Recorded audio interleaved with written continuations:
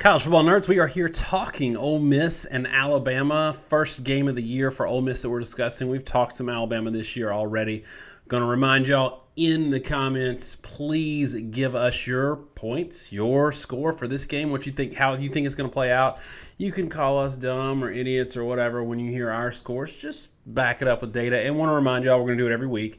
I'm going to remind you every week. We do a live show. This past weekend, it was just me. So if you see the replay on YouTube or on our podcast, it was just me for 2.5 hours.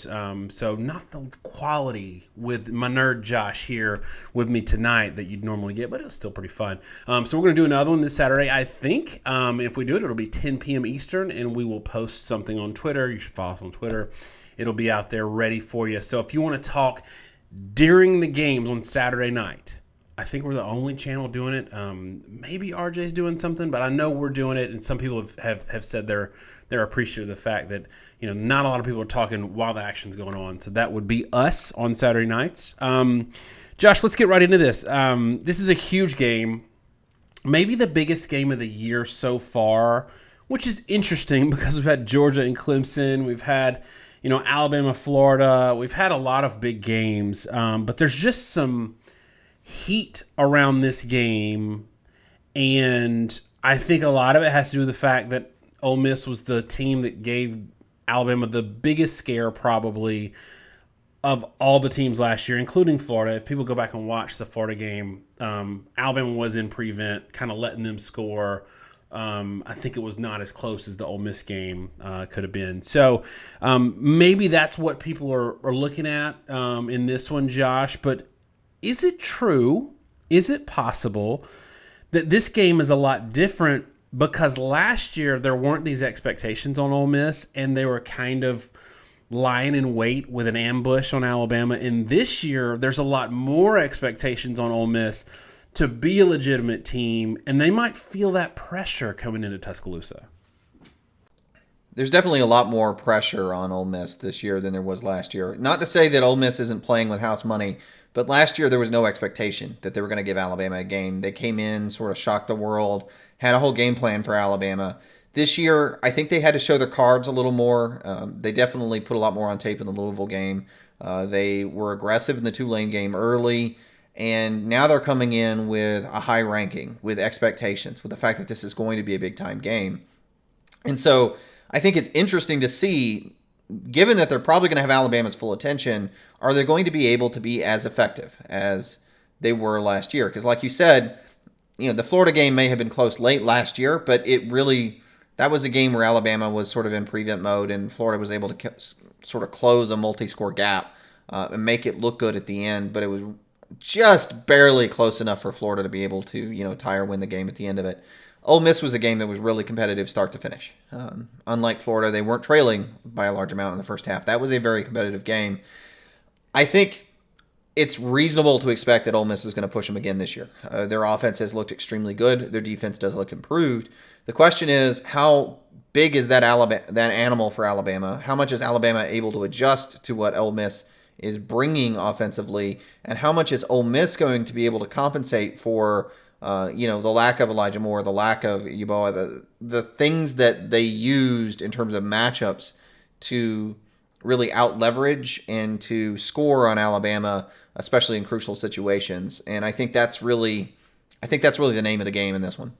So I think Alabama fans would probably say, and it's funny that they say this because people do this to Alabama all the time, and they're wrong for doing it. They're going to say, Josh, that Ole Miss ain't played nobody, Paul. Louisville's not any good. They beat Florida State by like 8 points. We see that Tulane, I think, lost to UAB this weekend.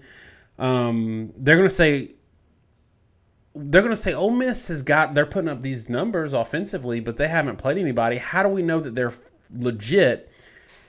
Is Ole Miss to the point, at least on the offensive side of the ball, that we can say, like we say with Alabama, that it doesn't matter if you haven't played anybody? We can see some things in there that show that what you're doing will scale against a good opponent. Are we ready to say that Ole Miss, even though we haven't seen them play somebody really good this year, at least on the offensive side of the ball, we don't care. We know they're good? I'm going to step back and say a maybe, kind of, sort of. And this is where sometimes I lose people, but I'm just trying to be fair. Ole Miss last year was a bit of a Jekyll and Hyde. And depending on which fan base you talk to, you can get very different opinions of that team and that offense.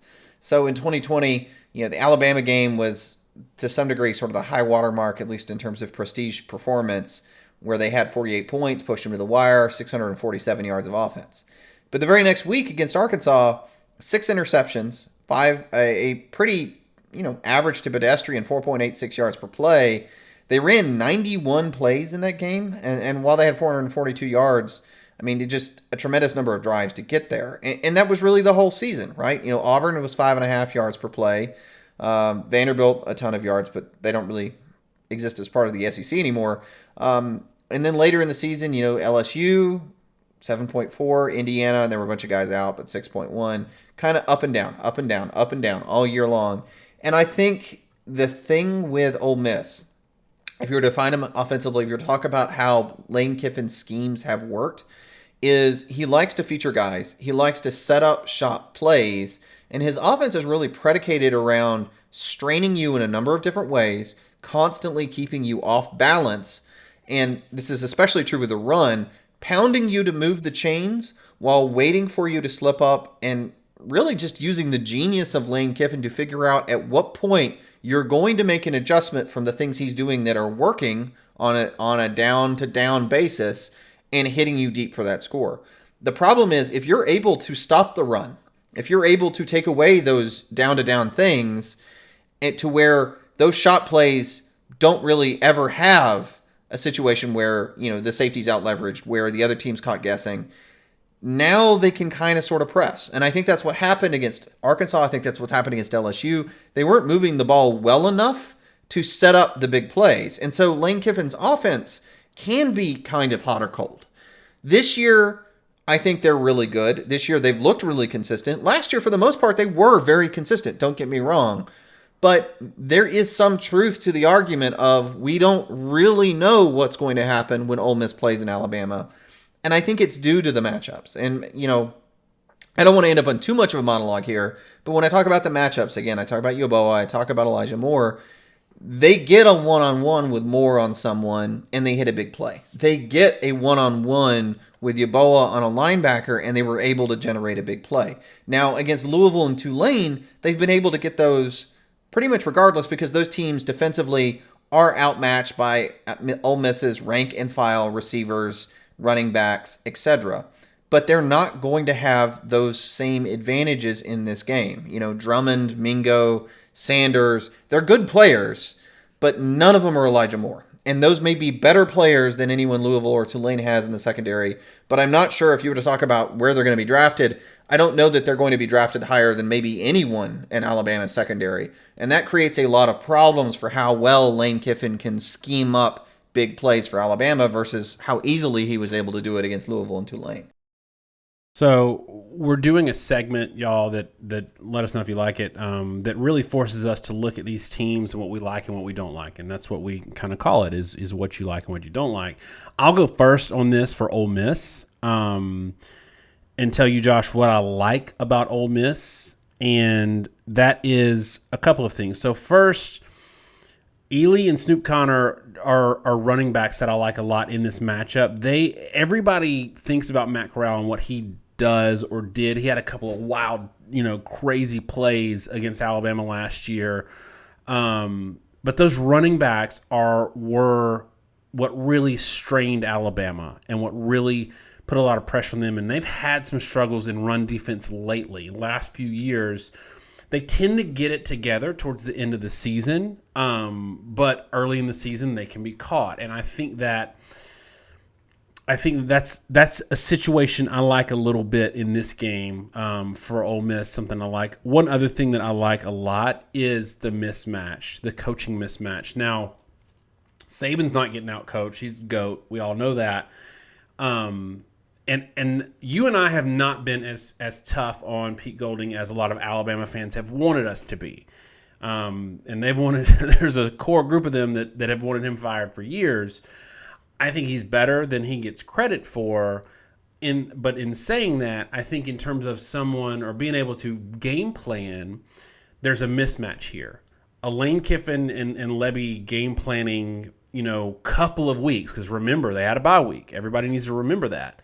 They're going to come out with a great script. So even if they don't put up a bunch of points in this game, they're going to come out and probably score a couple touchdowns pretty quick. That, to me, is a mismatch. And I like that for Ole Miss in this game. Give me your likes for Ole Miss. My like for Ole Miss is the fact that their defensive line has been able to more or less control the line of scrimmage with three guys. When you go back and watch the tape of the Louisville game, what Ole Miss really did is they played three down linemen. They repeatedly dropped 7 or 8 guys in coverage, and they watched Cunningham flail. Louisville has a really athletic quarterback. He tore up UCF, but he did that in part because he had actually moved the ball underneath some. And against Ole Miss, they really weren't able to do it. And I think it's that line play up front that's allowed their defense to take the next step. And they're playing a lot of bend but don't break, but you can do that more when the line plays good. It's actually pretty similar to what Barry Odom's been doing in Arkansas in a lot of ways. They're a little more aggressive, but that's my big like for Ole Miss. Not only are they tackling well or they're playing better, but they're doing it really because the defense is able to react to the ball well, keep their eyes on the quarterback. They did that against Tulane, a lot of 3-man fronts. And as long as the D-line can hold up well enough, which they've been able to, you can keep playing that style of football, move to the ball, swarm, and that aggressiveness, that I think more free-flowing defense has been a massive improvement for them and a real change of pace from their prior defenses, last year before, where it felt like they were constantly on their heels, missed a lot of tackles, and didn't really know what they're doing. That aggression and the decisiveness from the defensive side of the ball is a real improvement. So I'll tell you what I don't like about Ole Miss, and one of them may not even show up because it may have been corrected, but I don't like Matt Corral's tendencies, at least last year, to let small things become big things. So things that start going sideways a little bit early, he would press and force. I think it was 5 interceptions against LSU, 6 interceptions against Arkansas. He never hit that moment with Alabama last year, and this is kind of what I was thinking about with my opening question. At home against Alabama, playing entirely with house money, with no expectations, he was very free and wasn't a turnover machine in that game, very loose. With this crowd in Tuscaloosa, because they're going to be Alabama fans get a bad rap for not being that loud. They're going to get lathered up for this game. It's going to be 2005 Florida, if anybody remembers that. It's going to be something like that, one of the ones that they remember. There's a possibility, a potential for things to go sideways for him and to force and press and be a turnover machine. The second thing I don't like, and we'll see if this continues, I don't like the rush 3 drop 8 scheme that works really well in the Big 12. I don't like that scheme against this Alabama team because they're going to be able to do the one thing they haven't done a whole lot this year, and that's run the ball.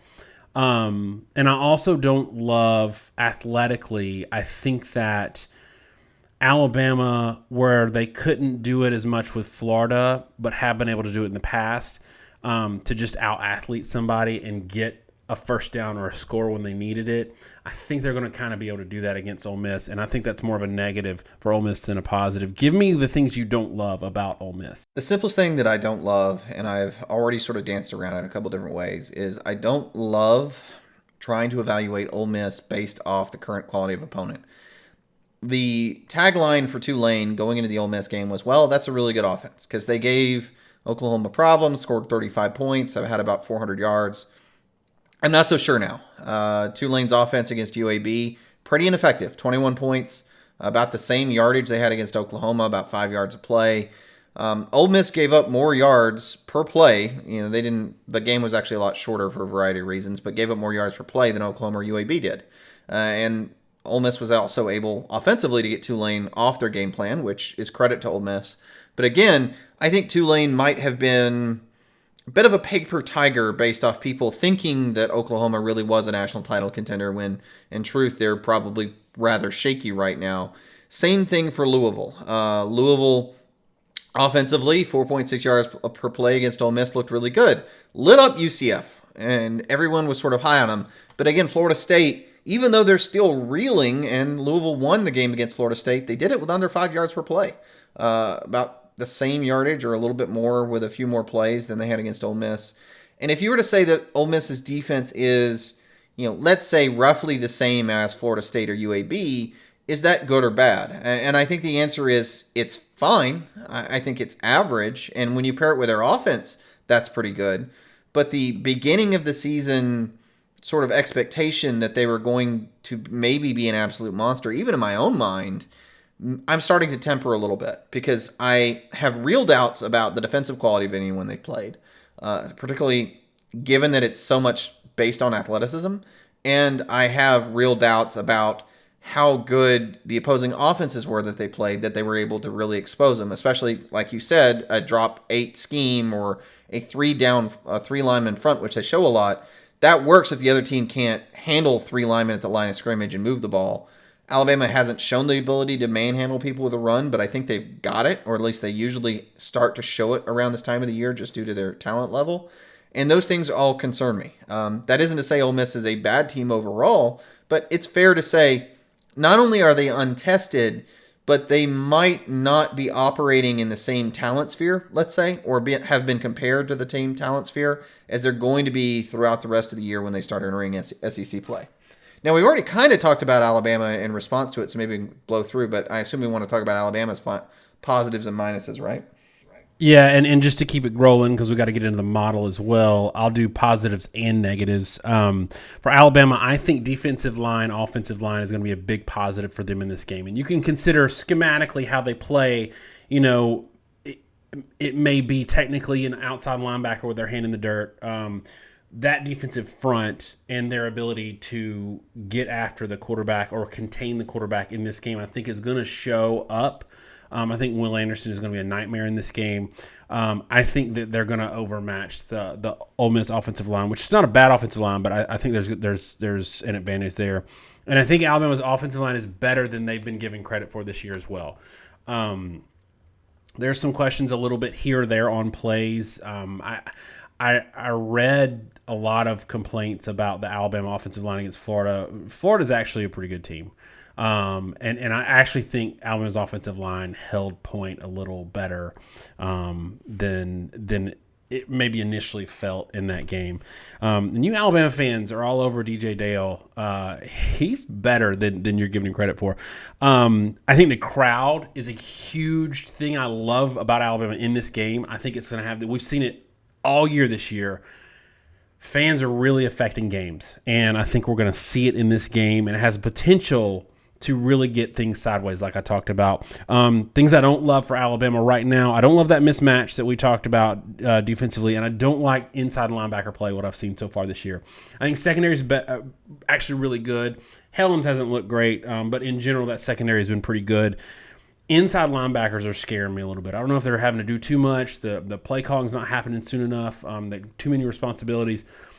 Even games outside of Florida, I've seen things that I don't love in that regard. Tell me your likes and dislikes. The thing that I like the most about Alabama this year is really the athleticism in the back seven. I know the linebackers, including you just then, were very sort of maligned. I personally think the defensive line for Alabama is not doing a very good job of keeping the linebackers clean, and it's making the linebackers look a lot worse than they really are.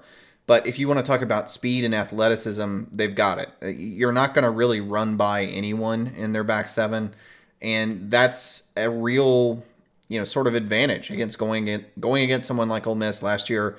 Daniel Wright had a lot of problems with either playing poorly, overplaying, running a play, etc., and Ole Miss was able to get a lot of big shots on it. I think that's going to be tamped down a lot more.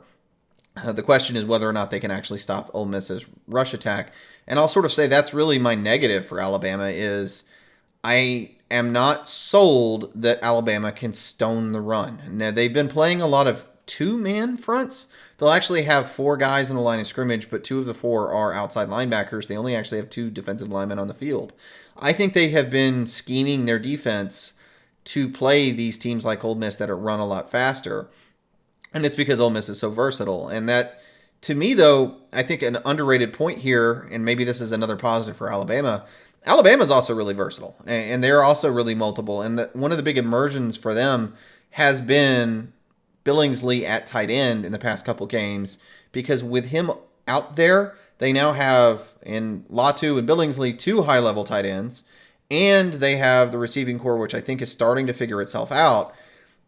Ole Miss is going to have some of the same problems Alabama had last year. They're going to be able to catch Ole Miss without having the right alignment because they can put two tight ends out there. And now if you're in a three-man front, there's almost no way you can effectively block. Or I say block, be able to hold point and hold blockers on the line of scrimmage if you've got seven guys on the line of scrimmage because you've got two tight ends. And if Ole Miss goes heavy, then Alabama's going to split them wide. And more than likely, whoever for Ole Miss has those matchups is probably going to be outmatched and is going to have a hard time containing those tight ends because, yeah, like Campbell and Sistrunk have played well. They've been an improvement from what we've seen. But those outside linebackers and inside linebackers for Ole Miss are still not really capable of staying with guys that are NFL receiving quality tight ends. And I think that's probably the biggest set of advantages. And to me, and maybe we can leave it in the model, I think the irony in a lot of this is a lot of the expectations from brand names are a little bit flipped. I mean, Ole Miss sort of won the day offensively last year based on their ability to run the ball on Alabama. That's the same thing Florida did. The advantages Alabama has in this game are the fact that they're kind of smaller and faster and in some ways almost scrappier than Ole Miss. And I think Ole Miss to win this game, as much as they want to have their shot plays, they've got to be able to lean on the ability to use Ely as a back and lean on Alabama with what I think is a pretty good offensive line. And, whether or not that scales against Alabama in this level of competition, I think is really the determining factor here. Why don't you go ahead and get us into the model, and then we'll go to picks. So the model, at this point, we always want to put up the caveat. It's really early. It's really rusty. I think it had like 41-10 Arkansas over Texas A&M last week, which oddly enough was maybe not that inaccurate. But at this point, you're going to have some weird results just because there's not enough data. That said, the model has Alabama 45, Ole Miss 44. The underlying points that lead to that, it spits out some things that are sort of intermediate statistics it uses to generate its score prediction, one of which is the predictive yardage for each team, and another is sort of as a baseline stat that we calculate and throw into the model, a percentage of opponent averages allowed. That is, if you get 4 yards per play and you average 5, you've gotten 80% of your yardage, right? Alabama's holding teams to just below their averages. Ole Miss is holding teams right at their averages. The problem for both is the competition level has been really bad. Southern Miss is a bad football team. They average 1.8 yards per carry, 5.3 yards per attempt. Alabama can't do much better than that. It's just not possible. And so you look average because if you have your average day, they don't move the ball and they don't score. Same general problem for Ole Miss, playing teams that both average under 7 yards per attempt. No one's averaging 4.5 yards per carry. And so really the competition level is making the defenses look bad, if that makes sense. It's been impossible in these blowout wins for either defense to really acquit itself completely because even when they're playing really well early in the game, you talk about garbage stats, but even when they're playing well early in the game, they're playing well against teams that most people play well against. That was my point about UAB or Florida State having similar stats.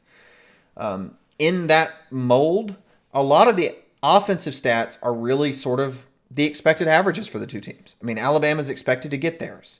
They're expected to get right about their normal run and pass averages, which are about 4.5 yards per carry, about 10 yards per attempt.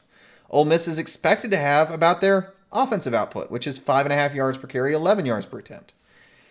So that's where you get 45-44. It thinks Alabama's a little more efficient scoring. Again, chunk plays are good for scoring, but Ole Miss still has a little bit of that herky-jerky inconsistency that Lane Kiffin offenses often have, and Matt Corral in particular is a little inconsistent. Alabama's a little more consistent at scoring, and that's why it gives Alabama the 1-point edge, and it is really right at 1 point. Personally, I think the Alabama number is pretty darn accurate, the 45. I just don't buy the 44. I mean, it's possible that Ole Miss throws for 11 yards per attempt. I just don't see it. Maybe they run for 5 yards per carry. I don't think that's outside the realm of possibility, but I think this Alabama secondary is quite good. They have really good corner play across the board. They have a tremendous amount of depth. They can go to dime sets or what have you, and not really have a problem. Unlike Ohio State that lacks corner depth, or a lot of other teams nationally right now. And so I think they are going to hold Ole Miss to a lower number. I would say personally 45-31. And I think Alabama probably gets up earlier, and Ole Miss sort of hangs around, continues to score. I don't think this game is ever going to be a lot closer than 2 touchdowns. Maybe it bounces from 1 touchdown to 2 touchdown. But 45-31 would be my prediction, basically assuming that Ole Miss, now that they're playing someone on a little bit of a closer talent level, as opposed to Alabama, who played Miami, who may not be the best team in the world, but is at least solid. Florida, those are Power 5 teams with Power 5 talent. Ole Miss's stats are going to look a little different against a P5 team, and I think theirs get tamped down, and that's why, I would say Alabama about a 14-point win. So I agree with you. I think that the model's got Alabama pegged pretty well. And to me, what I don't want to do is look too much into this and say the model is missing out on all of this potentially bad stuff for Ole Miss because they haven't played anybody, because that's not really fair to Ole Miss. For all we know, they're just as good against really good defenses. They just haven't had the chance to show it. And that's what's tough. I mean, we start week 4 with a model for a reason. And when you have a bye week in those first 4 weeks and an FCS that doesn't get included, it does have the potential to throw things sideways. But the problem for me is I see Ole Miss playing football, and it's impressive. I mean, offensive football is impressive. Even against air, it'd be impressive. The scheme is great. They move fast. I think that Corral is going to give Alabama fits, either on designed QB draws or, when the pocket's collapsing around him, he's finding 5-6 yards to keep them on the field. They're having a hard time getting off the field on 3rd and 18 versus Florida. I think they're going to have a hard time with this one as well. They're going to give up some points Saturday, and Alabama fans aren't going to love it. Give me 45-37 Alabama. And this is interesting because neither one of us are picking Alabama to cover. They've got 8 straight covers, I think you said, at home. The line right now is about 14.5, and I think that it's certainly possible, especially if that sideways things start happening for Corral or this offense. But yeah, I would be shocked if they don't score at least in the low 30s against Alabama. So Josh, give me one final thought on this game. My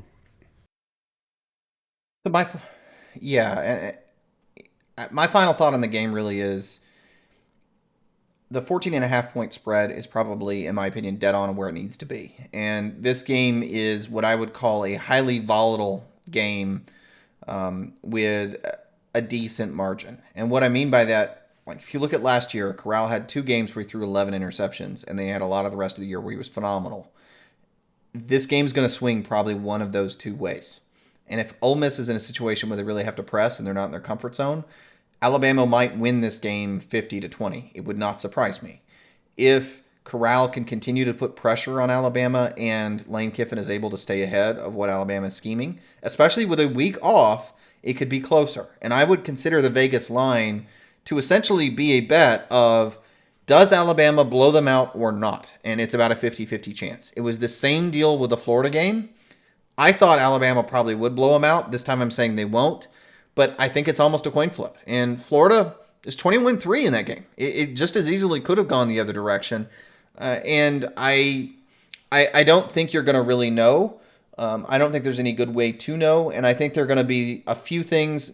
Lane Kiffin's going to go for it on 4th down. He's going to take some deep shots. And whether or not those connect, whether or not those convert, is going to have a really disproportionate effect on the score. And it may make Ole Miss artificially closer to Alabama than they would be, but it does make them a lot more likely to be blown out than they otherwise would be too, right? Like they may lose by 35 points in this game, and they're not 35 points worse. But they're doing that to have maybe on average score an extra 5 to 10 points risking the blowout by going for it on fourth down and that kind of thing. And so this is a really, really highly volatile game. We don't bet, but I've always said with games like this, I wouldn't touch it with a 10-foot pole because you're just rolling dice. And there's just no way to know whether or not this game is going to be a blowout or a close one. We talked about this before, and look it up while I'm talking. Look up the over-under if you get a chance. We've talked a lot about in games where you wouldn't pick a team or you wouldn't bet on a team given a spread. Is this a game where you would bet either the over or the under if you were betting? I think it has a little bit of the same problem. I mean, the over-under is 77, and that's a high number, right? It's got it in the mid-30s, which is around where we're bouncing our score at. I just think this is a game where Vegas is dead on. I think a 37-37 score, or in this case it would be more like 44-30, is probably the average outcome of the game. I just think if you played this game 10 times, so the way Ole Miss is going to play it, the number of times you're going to get 44-30 are really slim, even though I picked it. Most of your scores are going to be closer to much further apart, like all over the spectrum. I don't think there is any good angle to pick this game. I think it is a well-done spread and over-under. I don't think there's any trap here. I just think it's highly volatile. And I don't have any good feel for it. It'll be really interesting to see how it turns out, and I think they could play 10 times and get 10 different results. All right, y'all, let us know in the comments what you think this game is going to look like. Give us a score, back it up with data. Remember, we're going to do a live show Saturday night as long as Josh is game. And we're going to talk about this one, and we're looking forward to it. So during the week, we'll mix it up with y'all in the comments. Thanks so much, y'all. Have a great week, and God bless.